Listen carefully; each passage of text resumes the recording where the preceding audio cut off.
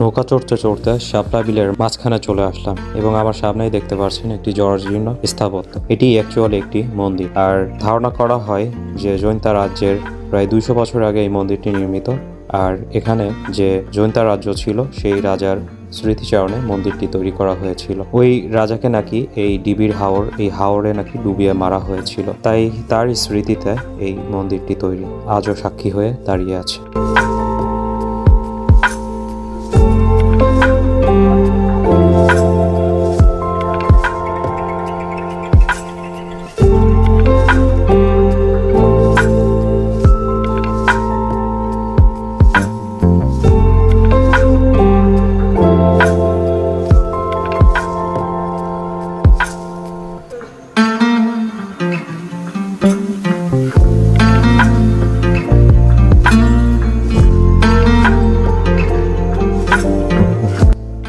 ঠিক আমি যেখানে দাঁড়িয়ে আছি মন্দিরের উপরে, ঠিক এর সামনেই পাহাড় আছে। পাহাড়ের পাদদেশে ইন্ডিয়ার সীমান্তবর্তী লাস্ট গ্রাম, এবং ওখানে একটি বিএসএফ এর ক্যাম্পও আছে।